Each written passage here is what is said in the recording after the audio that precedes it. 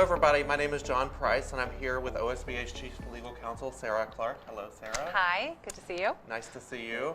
And we're going to be talking about a topic that we hear a lot about on the hotline here on today's Legal Ledger Sidebar, and that's board committees, subcommittees, and superintendent committees. So specifically today, I want to talk a little bit about how these committees apply when it comes to the Open Meetings Act.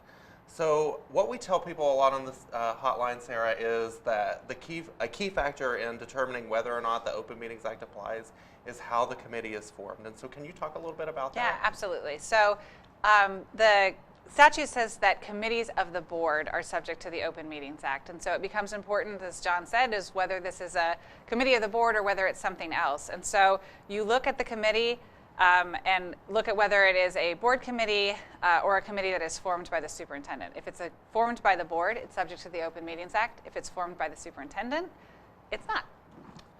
Right. And so that answers a lot of the questions that we get on the hotline. But another thing that we have to look at is whether or not the law requires the committee to exist. So if you're talking about something like a business advisory council, for instance, which the Ohio Revised Code requires districts to have, that is also something that is subject to the Open Meetings Act and needs to proceed as such.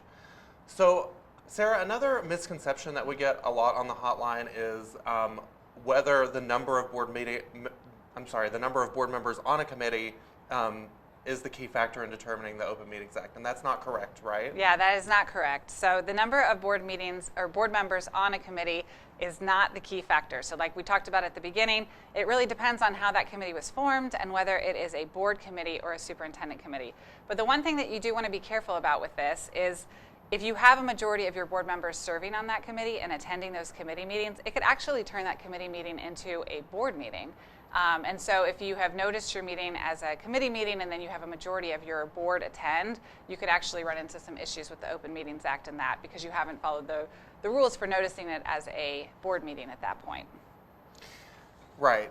And so I think one other common misconception that we hear a lot is, maybe this committee is not taking formal votes or maybe not taking any other quote-unquote formal action. And some people might think that that excuses it from the Open Meetings Act, but that's not true, correct, Sara? That's correct. You're exactly right. So the case law makes it pretty clear that it doesn't matter if the committee is not taking any action or not voting. Again, it goes back to if it's a public body, it's a public body, and the Open Meeting Act applies.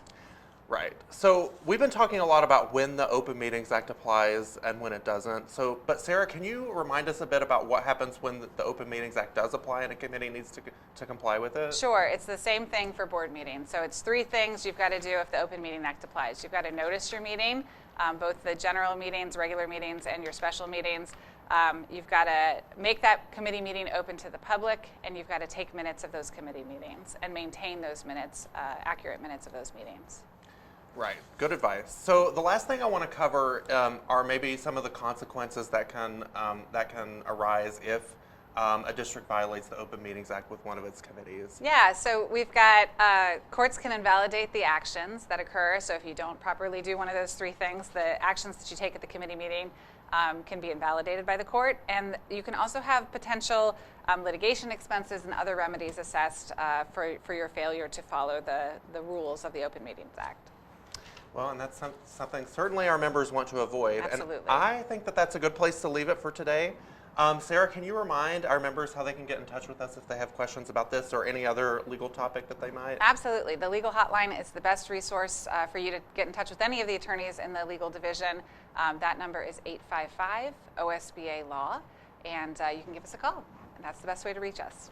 Right, and OSBA also maintains a lot of online resources on this and a lot of other questions, and I'll certainly post some of those relevant links to committees in the Open Meetings Act in the sidebar chat, in the sidebar post. So thank you again for joining us, and thank you, Sara. Thank you, John.